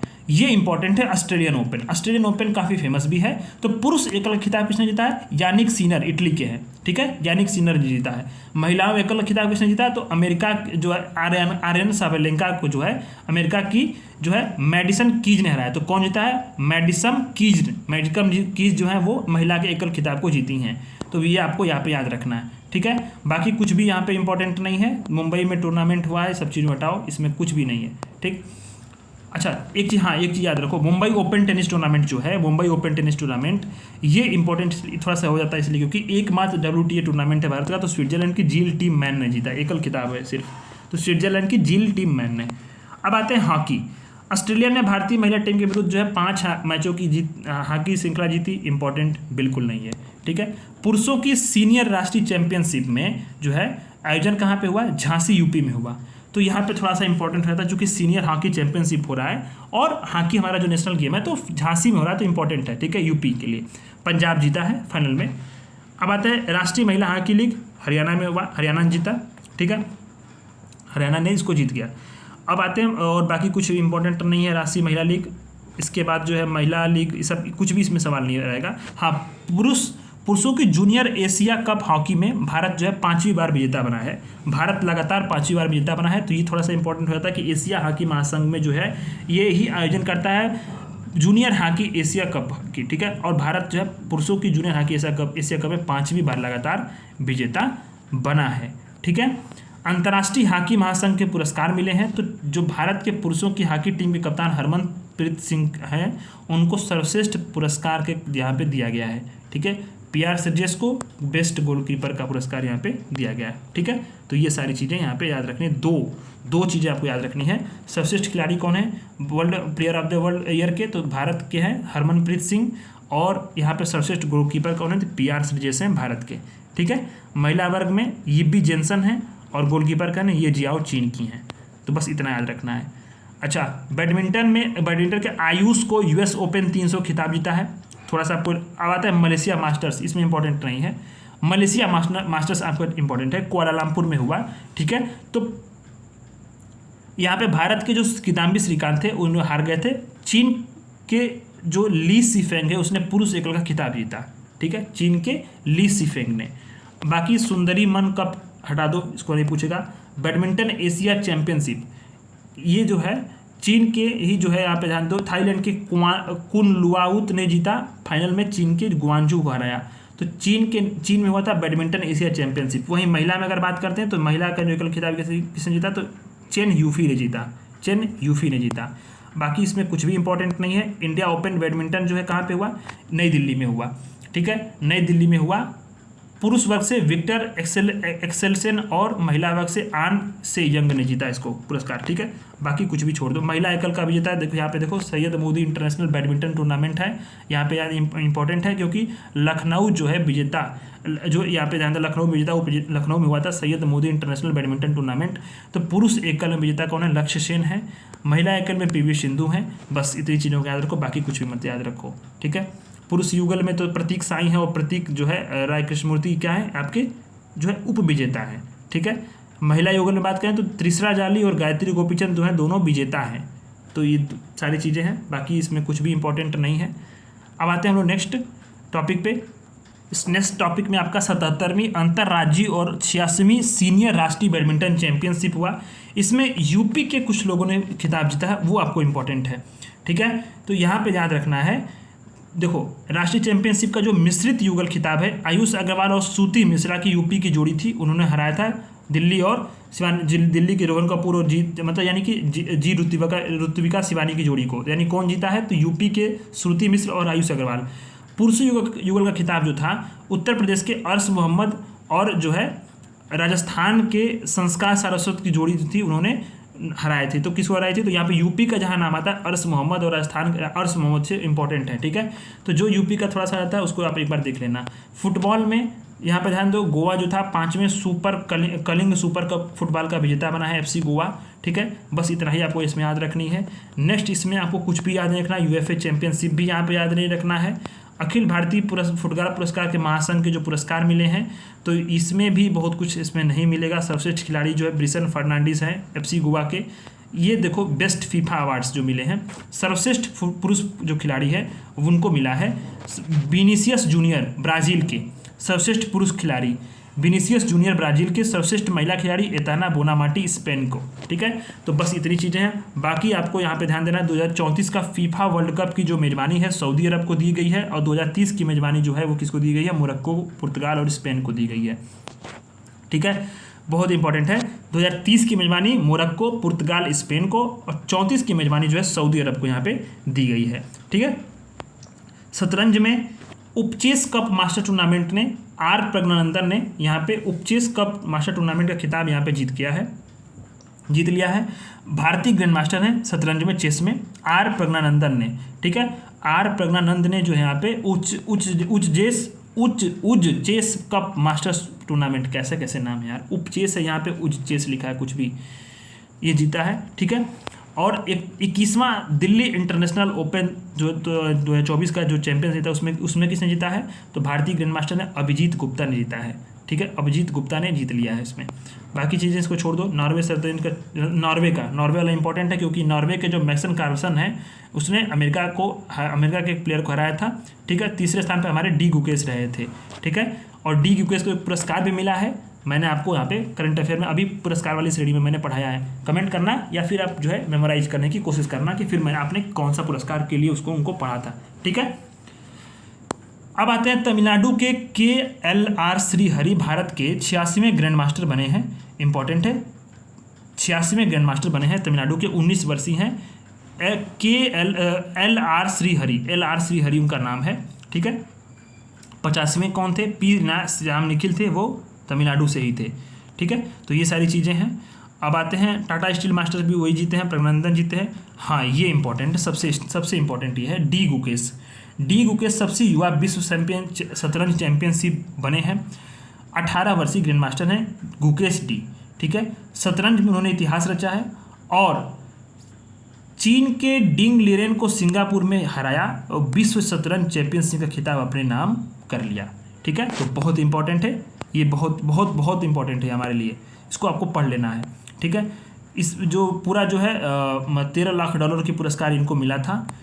केनेरू हम्पी ने दूसरी बार फीडे विश्व रैपिड चैंपियनशिप जीती है। तो भारत की नंबर 1 महिला शतरंज खिलाड़ी ग्रैंड मास्टर केनेरू हम्पी ने भी उसी समय जो है इतिहास रचा जब न्यूयॉर्क में जो है यहाँ पे उनको पुरस्कार, मतलब उन्होंने कुल मिलाकर के विश्व रैपिड शतरंज चैंपियनशिप यहाँ खिताब यहाँ पे जीती। कौन है? केनेरू हम्पी। बाकी चीज़ों में बस मत पढ़ो यार, मन घबरा जाता है इन सबों को देख करके, ठीक है। इतना ज़्यादा चैंपियनशिप पर फालतू भर देते हैं, मैगजीन वाले फालतू भरते हैं, इसमें कुछ भी इसमें इंपॉर्टेंट नहीं है जो कि ऐसा सवाल यूपीपीसीएस बनाता हो। ट्रेंड बदल गए हैं, सारी चीज़ें बदल गई हैं, बट क्या कर सकते हो, जो अवेलेबल है चीज़ें उसी में करना पड़ेगा, ठीक है। गोवा इंटरनेशनल ओपन थोड़ा सा इंपॉर्टेंट इसलिए होता है क्योंकि स्वर्गीय मनोहर पर्रिकर जो है गोवा के पूर्व मुख्यमंत्री भी थे और शायद रक्षा मंत्री भी थे, भारत के भाजपा से संबंधित हैं, तो उनके इंटरनेशनल का उन्हीं पे जो है यहाँ पे ध्यान देना। स्वर्गीय मनोहर पर्रिकर गोवा इंटरनेशनल का खिताब कौन जीता है? तो international grand master Ayush Sharma ने जीता है, ठीक है। तो थोड़ा सा ये इंपॉर्टेंट हो जाता है। अब आते हैं स्नूकर या बिलियर्ड्स, ठीक है। तो सौरभ कोठारी जो है विश्व बिलियर्ड्स के विजेता बने हैं, ठीक है। IBSF विश्व बिलियर्ड्स के विजेता बने हैं, कौन है यहाँ पे? तो यहाँ पे जहाँ देखो सौरभ कोठारी जीते हैं, ठीक है। पंकज अरवाड़ी को हरा करके सौरभ कोठारी जीत गए हैं। ऑप्शन में पंकज अरवाड़ी जो है काफ़ी फेमस है तो दे सकता है, तो आपको याद नहीं रखना है सौरभ कोठारी ने जो यहाँ पे खिताब जीता है, ठीक है। विश्व स्नूकर चैंपियनशिप जो है इंग्लैंड में आयोजित हुआ और चीन के झाओ जिटोंग ने यहाँ पे मार्क विलियम्स को हरा करके यहाँ पे खिताब जीता है, ठीक है। राष्ट्रीय स्नूकर चैंपियनशिप कौन जीता है? क्यू स्पोर्ट्स के भारतीय जो है स्टार हैं पंकज अरवाड़ी, उन्होंने स्नूकर में राष्ट्रीय खिताब अपने नाम कर लिया, ठीक है। पंकज अरवाड़ी तो काफ़ी फेमस है ये नाम। अच्छा, स्क्वैश स्क्वैश खिलाड़ी अनाहत सिंह महिला challenger player of the season बनी है। ठीक है, अनाहत सिंह बहुत इंपॉर्टेंट है और यह याद रखना 17 वर्षीय खिलाड़ी है और नई नई ऊंचाइयां जो यहाँ पे छू रही है। तो 17 वर्षीय खिलाड़ी को महिला challenger player of the season से सम्मानित किया गया और यहाँ साथ ही ध्यान देना है कि मिस्र की आमीना ओरफी के साथ उनको ज्वाइंटली महिला young player of the season भी खिताब दिया गया। ठीक है, तो ये भी इंपॉर्टेंट है। स्क्वैश खिलाड़ी अनाहत सिंह, नाम याद रखना, स्क्वैश खिलाड़ी हैं। ठीक है, स्क्वैश खिलाड़ी। और इंडियन ओपन स्क्वैश चैंपियनशिप में अनाहत सिंह जो है वो इंडियन ओपन का पुरस्कार यहाँ पे जीते हैं। ठीक है, यहाँ पे याद रखना। ठीक, अनाहत सिंह ने इसको जीत लिया है। इसके साथ ही आते हैं हम लोग ऑक्टेन सिडनी क्लासिक, इसको हटा दो। विलिंगटन स्क्वैश क्लासिक ओपन, ये भी हटा दो, इसमें भी कुछ इंपॉर्टेंट नहीं है। अब आते हैं हम लोग गोल्फ में थोड़ा थोड़ा कुछ इंपॉर्टेंट है। कपिलदेव ग्रांट थार्नटन आमंत्रण 2025 बेंगलुरु में आयोजन हुआ। जीता कौन है? तो अंगद चीमा ने जीता है। पूर्व प्रसिद्ध क्रिकेटर हैं कपिल देव, उनके सहयोग से भारत में गोल्फ को बढ़ावा देने के लिए इस टूर्नामेंट का आयोजन होता है। इसलिए बोला इंपॉर्टेंट है क्योंकि ये कपिल देव जी हैं, लीजेंड क्रिकेटर हैं और उन्होंने गोल्फ को बढ़ावा देने के लिए पूरा जो है प्रोसेस पूरा उन्होंने अपना टूर्नामेंट का आयोजन कराया था। तो ये इंपॉर्टेंट इसलिए होता है चूँकि ये कन्फ्यूजन क्रिएट करने के लिए सवाल बना सकता है यूपीपीसीएस। ठीक है, तो ये चीज़ों का थोड़ा सा आप याद रखना, बाकी चीज़ें बहुत इंपॉर्टेंट नहीं है। फार्मूला 2 रेस जीतने वाले पहले भारतीय कुश मैनी बने हैं। मोनाको ग्रां प्री स्प्रिंट रेस में भारत के कुश मैनी फार्मूला 2 रेस जीतने वाले पहले यहाँ पे भारतीय बन गए हैं। ठीक है, फार्मूला 1 में जो है यहाँ पे ध्यान देना, इसमें कुछ और इम्पोर्टेंट तो है नहीं। फार्मूला 1 रेस जो हुई थी उसमें सवाल कभी बनता नहीं और बनेगा भी नहीं, इसमें कुछ भी इम्पोर्टेंट नहीं है। भाला फेंक, नीरज चोपड़ा को, ये इंपॉर्टेंट है, यहाँ पे स्टार्ट मार्क करो। जो इंपॉर्टेंट है जहाँ सवाल बन सकते हैं वो इसको पढ़ना चाहिए। नीरज चोपड़ा को ओस्ट्रावा गोल्डन स्पाइक में स्वर्ण पदक। भारतीय ओलंपियन नीरज चोपड़ा उनको 24 जून को चेक गणराज्य में आयोजित ओस्ट्रावा गोल्डन स्पाइक प्रतियोगिता में सर्वश्रेष्ठ भाला फेंक के साथ यहाँ पे उन्होंने स्वर्ण पदक जीता है। ठीक है, और इम्पॉर्टेंट है पेरिस डायमंड लीग में भी नीरज चोपड़ा ने, यहाँ पे याद रखना है, डायमंड लीग को स्वर्ण पदक जीता है 88.16 मीटर भाला फेंक करके। ठीक है, तो ये चीज़ें आपको याद रखनी है। आपको कैसे पता चलेगा कि कोई चीज़ इंपॉर्टेंट है, ये हमें पढ़ना चाहिए, पूछ सकता है प्रीवियस ईयर क्वेश्चंस को देखकर। करंट अफेयर्स के प्रीवियस ईयर क्वेश्चन को आप देखोगे तो मालूम चलेगा कि नेचर क्या है पूछने का। मुक्केबाजी से कुछ सवालें बनती हैं। ठीक है, तो भारत, अब ये सवाल कैसे बनता है, प्रथम एशियाई अंडर 15 अंडर 17 चैंपियनशिप हुई थी, तो टोटल पदक पूछेगा, टोटल पदक। तो भारत तीसरे स्थान पर रहा है। ठीक है, भारत जो है तीसरे स्थान पे 15 स्वर्ण के साथ। ठीक है, अच्छा, विश्व मुक्केबाजी कप ब्राज़ील जो है 2025 जो है कहाँ पे हुआ? ब्राज़ील में हुआ। और यहाँ पे याद रखना है, बहुत इंपॉर्टेंट है, भारत का जो पूरा स्थान है इसमें भारत का, तो याद रखना जो है भारत में जो इस प्रतियोगिता में भारत ने कुल 6 पदक, 1 स्वर्ण 1 रजत और 4 कांस्य के साथ जो है दूसरे स्थान पर रहा उज्बेकिस्तान के बाद। ठीक है, हितेश गुलिया विश्व मुक्केबाजी कप में स्वर्ण पदक जीतने वाले पहले भारतीय मुक्केबाज बने हैं। तो ये आपके लिए स्टार पॉइंट है सवाल बनने के। ठीक है, हितेश गुलिया विश्व मुक्केबाजी कप में स्वर्ण पदक जीतने वाले पहले भारतीय मुक्केबाज बने हैं। तो ये आपको इंपॉर्टेंट है और सच में सवाल पूछा जा सकता है। अब आते हैं हम लोग विविध में। खेलो इंडिया युवा खेल जो है 2025 कहाँ पर हुआ, आयोजित हुआ? तो बिहार में हुआ। खेलो इंडिया युवा खेलों का 7वां संस्करण। ठीक है, तो सर्वाधिक पदक किसने जीता? जो महाराष्ट्र ने 58 स्वर्ण जीता और टोटल जो है 158 पद जो है पदक जीता। ठीक है, और लगातार तीसरे वर्ष खेलों की ओवरऑल चैंपियनशिप की ट्रॉफी अपने नाम कर ली। हरियाणा दूसरे स्थान पे था। यूपी का स्थान क्या था? 7वां था।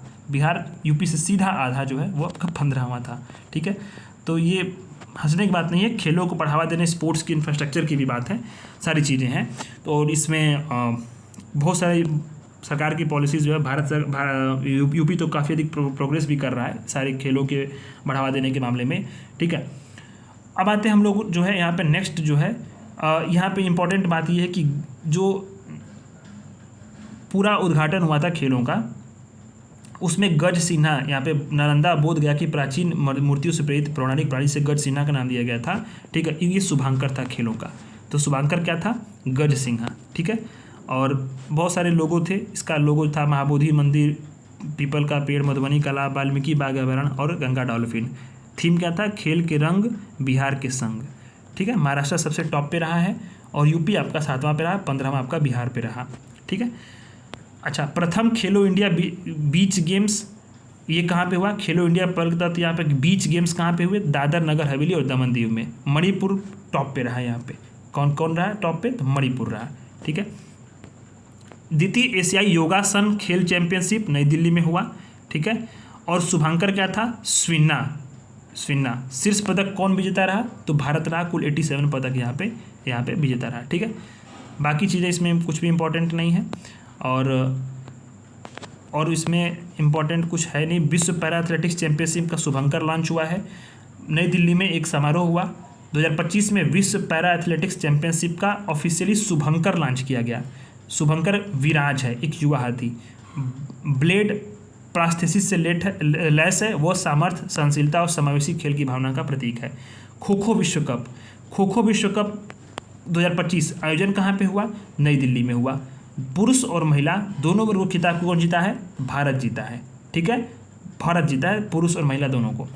बीबीसी की 2024 की सर्वश्रेष्ठ भारतीय महिला खिलाड़ी जो है पेरिस ओलंपिक में शानदार प्रदर्शन करने वाली जो है आपका मनु भाकर, बीबीसी की Indian sports women of the year पुरस्कार दिया गया उनको। ठीक है। उन्होंने पेरिस ओलंपिक में 2024 में निशानेबाजी में 2 कांस्य उन्होंने जीता था, 2 कांस्य। ठीक है।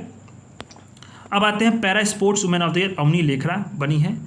Emerging athlete of the year Sheetal Devi और लाइफ टाइम अचीवमेंट पुरस्कार मिताली राज बनी है।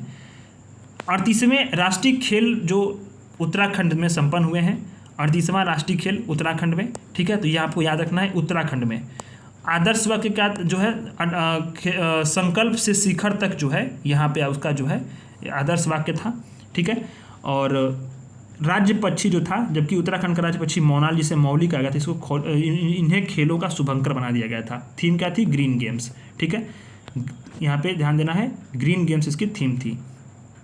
सर्वाधिक पदक कौन जीता है? सेना ने जीती है, सेना ने। ठीक है। यहाँ पे सेना ने सर्वाधिक पदक जीता है अगर बात करें तो इस तरह से। ठीक है। सर्वाधिक पदक कितना टोटल है? 121। ठीक है, टोटल 121। और वहीं अगर बात करें राज्यों की तो यहाँ पे याद रखो तो पदक तालिका में 54 स्वर्ण, 71 रजत और 67 कांस्य के साथ 201 पदकों के साथ महाराष्ट्र दूसरे स्थान पे रहा। ठीक है। तो सर्विसेज जो है, सर्विसेज में यहाँ पे टॉप पे रही है, फिर महाराष्ट्र यहाँ पे सेकंड पर है। यूपी जो है 13वें स्थान पे रहा है। इसमें यूपी जो है आपका स्थान यहाँ पे नहीं, यूपी जो आपका 13वां नहीं है, ये गिनना पड़ेगा इसमें। यहाँ 13 जो है उसमें क्या लिखा है? 13वां जो है स्वर्ण पदक लिखा है। ठीक है। तो आपको गिन के बताता हूँ। हाँ, यूपी 13वें स्थान पे रहा है। ठीक है। 13 स्वर्ण के साथ 13वें स्थान पे रहा है। ठीक है। ये सारी चीज़ें इसमें हैं। अब आते हैं हम लोग नेक्स्ट टॉपिक पे कि 38वां तो हुआ। 39वां राष्ट्रीय खेल का आयोजन कहाँ पे होगा? 2027 में मेघालय में होगा। ठीक है, मेघालय में होगा। और इम्पॉर्टेंट है, मेघालय में यहाँ पे उसको मेजबानी सौंप दी गई है। खेलो इंडिया विंटर्स गेम यहाँ पे हुए हैं। तो लद्दाख में शुरू हुआ था, जम्मू कश्मीर में संपन्न हुआ। ठीक है।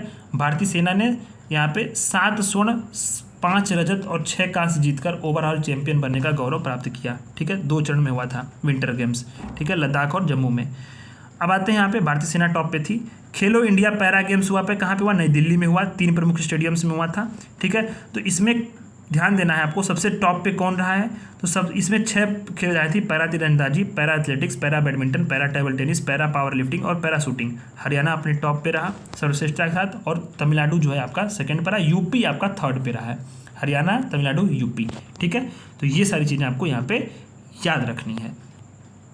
पैरा खेल का शुभंकर क्या था? उज्ज्वला था। 9वां एशियाई शीतकालीन खेल है वो कहाँ पे हुआ? चीन के हार्बिन में हुआ था।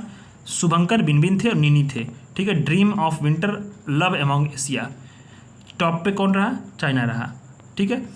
10वें एशियाई शीतकालीन खेल जो 2029 हैं वो कहाँ पे होंगे? सऊदी अरब में होंगे। कहाँ पे आयोजित किए जाएंगे? सऊदी अरब में आयोजित किए जाएंगे। इस तरह से अगर हम बात करें जो प्रस्तावित खेल आयोजन हैं, तो आईसीसी T20 विश्व कप है। आईसीसी T20 विश्व कप 2026 कहाँ पे होगा? भारत और श्रीलंका में होगा। आईसीसी पुरुष T20 विश्व कप 2028 कहाँ पे होगा? तो यहाँ पे याद रखना ऑस्ट्रेलिया और न्यूजीलैंड में होगा। ठीक है। यार दो T20 है, शायद यहाँ कुछ मिस्टेक्स मुझे लग रही है। आईसीसी पुरुष T20 जो है वो 2030 में होगा, फिर वो इंग्लैंड, आयरलैंड या स्कॉटलैंड 2-2 साल पे होता है T20, मुझे नहीं पता, बट लिखा है, चेक कर लेंगे इसको, बस क्रॉस चेक करके। अगर कुछ गलत होगा तो मैं टेलीग्राम पे या वीडियो के नीचे यहाँ पे मिसप्रिंट अगर दिया रहेगा तो मैं नीचे कमेंट जरूर करूँगा, ठीक है। इसको मैं चेक कर लूँगा कहाँ पर दिया गया, गलत होगा तो मैं ज़रूर आपको बताऊँगा। वैसे मुझे लग रहा है 2-2 साल पर है, तो शायद 2-2 साल पर होता होगा, मुझे पता भी नहीं है, ठीक है। पुरुष एक दिवसीय विश्व कप जो है आईसीसी भारत बांग्लादेश में होगा। अच्छा, फीफा, महिला फीफा कहाँ पे होने वाला है? ब्राज़ील में होने वाला है। 2026 में फीफा कहाँ पे होने वाला है विश्व कप? 23वां तो अमेरिका, मैक्सिको और कनाडा में होने वाला है। 19वां एशियन फुटबॉल सऊदी अरब में होगा। पुरुष विश्व कप हॉकी 2026 बेल्जियम में होगा। फिर इसके बाद आपको याद रखना है 34वां ग्रीष्मकालीन ओलंपिक खेल 2028 में लॉस एंजल्स यूएसए में होने वाला है। इसके बाद ब्रिस्बेन ऑस्ट्रेलिया में होगा, और इसके बाद 32 में और 26 में कहाँ पे होने वाला है? शीतकालीन ओलंपिक जो है वो इटली में होने वाला है, ठीक है। यहाँ पे याद रखना है विश्व बैडमिंटन चैंपियनशिप 2026 में होगा, कहाँ पे होगा?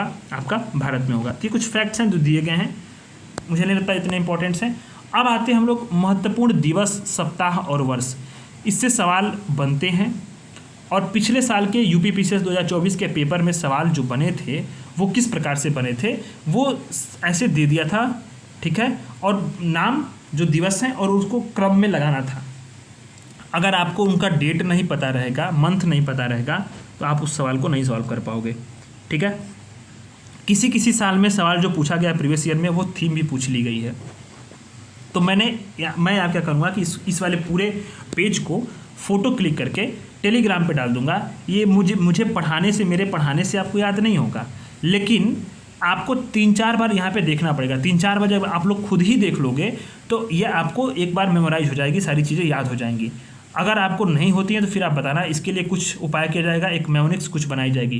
तो देखो, जब सवाल पूछा है क्या, क्रम से पूछने का, 2024 का जो प्रीलिम्स का पेपर हुआ उसमें सवाल क्या पूछा? क्रम से। जो ये मान लो 4 दिवस उठा लिया, उसने क्रम से लगाने का सवाल दे दिया। तो आपको पढ़ना कैसे है? तो सबसे अंत से, यानी कि क्रम से ही पढ़ना भी है, ठीक है। तो जो हाल फिलहाल की यहाँ पे ध्यान देना है, यूएन के संघ ने, यूएनओ ने 2026 को अंतर्राष्ट्रीय महिला कृषक वर्ष घोषित किया है। क्या घोषित किया है? अंतर्राष्ट्रीय महिला कृषक वर्ष घोषित किया है, जिसका उद्देश्य क्या है? महिलाओं के कृषि में भागीदारी चुनौतियों को वैश्विक मंच पे लाना है। भारत सरकार ने हाल ही में 23 सितंबर को आयुर्वेद दिवस के रूप में मनाने की घोषणा की है। तो 2 इंपॉर्टेंट हैं।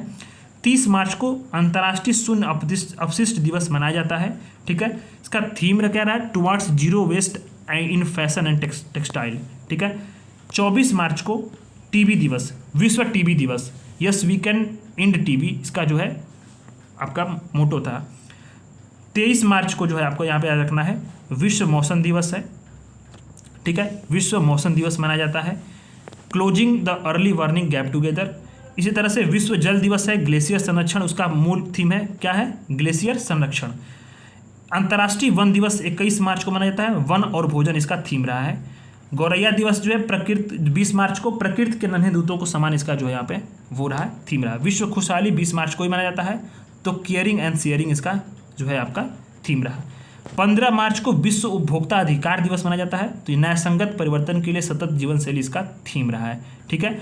अंतर्राष्ट्रीय महिला दिवस 8 मार्च को मनाया जाता है, तेजी से कार्रवाई करें, ये आपका थीम रहा है, ठीक है। बाकी चीज़ें भी इंपॉर्टेंट नहीं, जो इंपॉर्टेंट है उतना याद कर लो आप, ठीक है। अब आते हैं विश्व वन्यजीव दिवस कब मनाया जाता है? 3 मार्च को। वह विश्व वन्यजीव वित्त, लोगों और ग्रहों में निवेश, याद रखना ये विश्व वन्यजीव दिवस है। और ऊपर आपने पढ़ा है विश्व मौसम विज्ञान दिवस, विश्व वन दिवस, अंतर्राष्ट्रीय वन दिवस। तो ये याद रखना, अंतर्राष्ट्रीय वन दिवस कब मनाते हैं? तो अंतर्राष्ट्रीय वन दिवस मनाते हैं आपका 21 मार्च को। थीम क्या है? वन और भोजन। और यहाँ पे याद रखो क्या दिया गया है, यहाँ पे दिया है विश्व वन्यजीव दिवस दिया गया है, ठीक है। विश्व नागरिक सुरक्षा 1 मार्च को मनाते हैं, और 1 मार्च को शून्य भेदभाव दिवस मनाते हैं, यस वी स्टैंड टुगेदर, इसका जो है आपका थीम रहा है। 7 अप्रैल को क्या मनाते हैं? जो विश्व स्वास्थ्य दिवस। इसकी शुरुआत क्या होती है, मतलब यहाँ पे थीम क्या है? स्वास्थ्य शुरुआत, आशावान भविष्य। 5 अप्रैल को राष्ट्रीय समुद्री दिवस मनाते हैं। 15 अप्रैल को विश्व कला दिवस मनाते हैं, एकता और उपचार के लिए कला इसका थीम है। 22 अप्रैल को मनाते हैं आपका पृथ्वी दिवस। पृथ्वी दिवस बहुत इंपॉर्टेंट है, हमारी शक्ति हमारा ग्रह, ठीक है। राष्ट्रीय पंचायती राज दिवस आपका 24 अप्रैल को मनाया जाता है, आपको सबको पता है। 25 अप्रैल को विश्व मलेरिया दिवस मनाते हैं, इसका थीम क्या है? मलेरिया हमारे साथ समाप्त होता है, पुनर्वेश, पुनर्कल्पना, पुनर्जीवन। 26 अप्रैल को विश्व बौद्धिक संपदा अधिकार दिवस मनाते हैं, थीम क्या है? बौद्धिक संपदा और संगीत, आईपी की धुन को महसूस करें। 26 अप्रैल को विश्व पशु चिकित्सा दिवस भी मनाते हैं। इसके लिए पशु स्वास्थ्य के लिए एक टीम की आवश्यकता इसका थीम है। 1 मई को मनाते हैं अंतर्राष्ट्रीय मजदूर दिवस, श्रमिकों की सुरक्षा और स्वास्थ्य हमारा जो है इसका थीम रहा है। 3 मई को मनाते हैं क्या है, विश्व प्रेस स्वतंत्रता दिवस। क्या मनाते हैं हम लोग, विश्व प्रेस स्वतंत्रता दिवस। ठीक है, बहादुर दुनिया में रिपोर्टिंग और प्रेस और मीडिया पर एआई का प्रभाव, ये जो है आपका थीम रहा है। अब हम लोग मनाते हैं इसमें विश्व थैलेसीमिया दिवस। थैलेसीमिया के लिए एक साथ जो है आना, समुदायों को एकजुट करना, रोगियों को प्राथमिकता देना, इसके थीम है। 8 मई को मनाते हैं। 8 मई को विश्व रेड क्रॉस दिवस भी मनाते हैं। 11 मई को मनाते हैं राष्ट्रीय प्रौद्योगिकी दिवस। नवाचार के माध्यम से टिकाऊ भविष्य को सशक्त बनाना, राष्ट्रीय प्रौद्योगिकी दिवस मनाया जाता है। 12 मई को अंतर्राष्ट्रीय नर्स दिवस मनाया जाता है। ठीक है, ये इंपॉर्टेंट है अंतर्राष्ट्रीय नर्स दिवस। इसी तरह से हम लोग मनाते हैं विश्व परिवार चिकित्सा दिवस को मनाते हैं, 19 मई को मनाते हैं। ठीक है, 19 मई को। अंतर्राष्ट्रीय संग्रहालय दिवस मनाते हैं 18 मई को। 22 मई सबसे इंपॉर्टेंट, 21 मई को अंतर्राष्ट्रीय चाय दिवस, बेहतर जीवन के लिए चाय। 22 मई को मनाते हैं अंतर्राष्ट्रीय जैव विविधता दिवस। ये क्या है आपका, अंतर्राष्ट्रीय जैव विविधता दिवस है। थीम क्या रही है, प्रकृति के साथ सामंजस्य और सस्टेनेबल डेवलपमेंट, सतत विकास। 22 मई को हम लोग मनाते हैं। 21 मई को क्या मनाते हैं, विश्व सांस्कृतिक विविधता दिवस। वहीं इस तरह से अगर हम बात करते हैं नेक्स्ट पे, तो विश्व थायराइड दिवस, थायराइड रोग और एआई का समावेश है, इसलिए इंपॉर्टेंट है 25 मई को। ठीक है, इसी तरह से अंतर्राष्ट्रीय आलू दिवस 30 मई को मनाते हैं। इतिहास को आकार देना, भविष्य को पोषण देना, ये आलू की थीम रही है, इतिहास को आकार देना। तो गलती कर दोगे आप लोग अगर थीम पूछ देगा तो आलू के संबंधित। ठीक है, 31 मई को विश्व तंबाकू निषेध दिवस मनाते हैं। Unmasking the appeal, tobacco and nicotine उत्पादों पर उद्योग की रणनीति को उजागर करना। इसी तरह से विश्व दूध दिवस का मनाते हैं 1 जून को, विश्व दूध दिवस। Let's celebrate the power of dairies का थीम रहा है। ठीक है, 5 जून को सबको पता है विश्व पर्यावरण दिवस मनाते हैं। थीम क्या रही है इस बार, तो बीट पॉल्यूशन, प्लास्टिक पॉल्यूशन। क्या थीम रही है, बीट प्लास्टिक पॉल्यूशन। विश्व कीट दिवस 6 जून को मनाते हैं। स्वास्थ्य के संरक्षक, एक सुरक्षित दुनिया के लिए व्यावसायिक कीट प्रबंधन। 7 जून को विश्व खाद्य सुरक्षा दिवस मनाते हैं, खाद्य सुरक्षा क्रियाशील विज्ञान। 8 जून को विश्व महासागर दिवस मनाते हैं। ठीक है, 9 जून को अंतर्राष्ट्रीय अभिलेखाकार दिवस मनाते हैं। तो विश्व महासागर दिवस की थीम क्या रही है, water sustaining what sustain us, water sustaining what sustain us. ठीक है, तो ये हमें 8 जून को मनाते हैं। इसी तरह से अगर बात करें अंतर्राष्ट्रीय खेल दिवस का मनाते हैं 11 जून को, हर दिन खेल चुने, यह इसका थीम रहा है। विश्व बाल श्रम निषेध दिवस है, 12 जून को मनाते हैं। इसका थीम है प्रगति स्पष्ट है लेकिन अभी और काम करना है। ठीक है, अब आते हैं हम लोग नेक्स्ट, विश्व जो है मरुस्थलीकरण और सूखा रोकथाम दिवस 17 जून को मनाते हैं। इसका थीम है भूमि को पुनर्स्थापित करें और अवसरों को खोलें। ठीक है, जो रेमिटेंसेस होता है उस पर अंतर्राष्ट्रीय पारिवारिक प्रेषण दिवस, प्रेषण द्वारा विकास का वित्त पोषण थीम है, 16 जून को मनाते हैं। ठीक है, अब आता है सिकल सेल। सरकारें जो है सिकल सेल जो है उस पर उसका उन्मूलन के लिए बात कर रही है, कई बार उसके लिए महत्वाकांक्षी योजनाएं चलाई जा रही है, इसलिए आपको विश्व सिकल सेल दिवस भी याद रखना। 19 जून को मनाते हैं। थीम क्या रही है, वैश्विक कार्रवाई स्थानीय प्रभाव। ठीक है, 20 जून को स्थानीय विश्व शरणार्थी दिवस मनाते हैं, शरणार्थियों के साथ एकजुटता इसका थीम है। 21 जून बहुत फेमस है, अंतर्राष्ट्रीय योग दिवस, और इस साल का थीम रहा है आपका एक पृथ्वी के एक स्वास्थ्य के लिए योग। एक पृथ्वी एक स्वास्थ्य के लिए योग जो है अंतर्राष्ट्रीय योग दिवस की थीम रही है, एक पृथ्वी एक स्वास्थ्य के लिए योग, याद रखना कई बार पढ़ के। 23 जून को मनाते हैं यूएन का लोक सेवा दिवस, यूएन का लोक सेवा दिवस मनाते हैं। इंपॉर्टेंट थीम इसकी क्या है, 2030 के लिए शेष 5 वर्ष यानी सतत भविष्य के लिए लोक सेवा वितरण में तीव्रता की बात की गई है कि किस तरह से हम लोग सस्टेनेबल डेवलपमेंट की बात हम जो कर रहे हैं उसके लिए लोक सेवा के माध्यम से उसको अचीव किया जाए। ठीक है, अब आते हैं हम लोग राष्ट्रीय सांख्यिकी दिवस 29 जून को मनाते हैं। अब आते हैं 30 जून को विश्व क्षुद्र दिवस मनाते हैं, क्षुद्र ग्रह दिवस, जागरूकता विज्ञान और वैश्विक एकता के प्रभाव से माध्यम से पृथ्वी रक्षा। और 1 जुलाई को मनाते हैं जो अभी हाल में अभी एकदम 2025 का थीम था, behind the mask who hills the doctor who hills the healers. इसका थीम किसका रहा है, राष्ट्रीय डॉक्टर दिवस का, यानी कि बीते 1 जुलाई जो अभी 10 दिन हो रहा है, 15 दिन, उसमें 1 जुलाई जो है राष्ट्रीय डॉक्टर दिवस मनाया गया, उसकी थीम थी behind the mask who hills the healers. ठीक है। तो इस तरह से हम लोगों ने हाल फिलहाल के 6 महीने के जो दिवस हैं उसको क्रम से पढ़ा, और इसको कई बार आपको करना पड़ेगा। कई बार आप करोगे तभी क्वेश्चंस की जो डिमांड है ना, क्रम में रखने की जो सवाल बनाया गया था कि इसको क्रम में रखिए, तो आपको जब तिथि पता रहेगी तभी आप उसको क्रम में लगा पाओगे। तो आपको रटना पड़ेगा, इसके लिए कई बार पढ़ना पड़ेगा, विजुअलाइज करना पड़ेगा, एक बार के पढ़ने से नहीं होगा। ये मोदी जी का सम्मान बताया गया है, 24 ग्लोबल ऑनर्स यहाँ पे दिए गए हैं, ठीक है। तो ये 24 या 25 से कुछ अपडेटेड होगा तो मैं डेटा यहाँ पे ला दूंगा, इसको यहाँ पे काटो। मैं आपको एक्स्ट्रा एफर्ट्स के साथ मैं 2 तरीके से लाऊंगा कि सवाल जिस तरह से बनेंगे, एक तो क्वेश्चंस ऐसे मैच कराने को दे देगा कि किस देश के पुरस्कार हैं, दूसरा देगा कि ये पुरस्कार क्रम से लगा या मोदी जी को जो मिले हैं। तो ये 2 प्रकार के सवाल बना सकता है। तो इन्हीं सवाल के हिसाब से मैं आपको नोट्स बना करके टेलीग्राम पे शेयर कर दूंगा, आप टेलीग्राम ज्वाइन कर लेना फ्रेंड्स, और अपने फीडबैक देना। मैगजीन खत्म हो जाती है, मैगजीन में बस बचा है क्या, बिहार समसामयिकी। बिहार समसामयिकी अभी इंपॉर्टेंट नहीं है, क्योंकि बिहार का एग्जाम जो आएगा तो उसके थोड़ा सा 1 महीना का करंट अफेयर और ऐड कर लेंगे, तो एक कंप्लीट 6-7 महीने का करंट अफेयर बिहार के लिए मैं दे दूंगा, और वो इकट्ठा करंट अफेयर होगा जो बिहार स्पेशल होगा, और वो बीपीएससी के लिए इंपॉर्टेंट होगा। बीपीएससी के पेपर्स के जो बिहार स्पेशल के क्वेश्चन होंगे वहाँ से सॉल्व हो जाएंगे, उसके लिए अलग से कुछ पढ़ने की जरूरत नहीं पड़ेगी। पिछले साल भी हमने बीपीएससी के जब पेपर हो रहा था दिसंबर में, तो उसके पहले हम लोगों ने एक बिहार स्पेशल का नोट्स बना कर दिया था, उस नोट से ढेर सारे क्वेश्चंस फंसे थे। तो उसी तरह के एक हैंड रिटन नोट्स या फिर क्लास में लेकर के आऊँगा हाल ही फिलहाल में, और उस क्लास में सारी चीज़ें कवर रहेंगी और वहाँ से आपका काम हो जाएगा, ठीक है। तो मिलते हैं अब नेक्स्ट वीडियोज़ के साथ, धन्यवाद।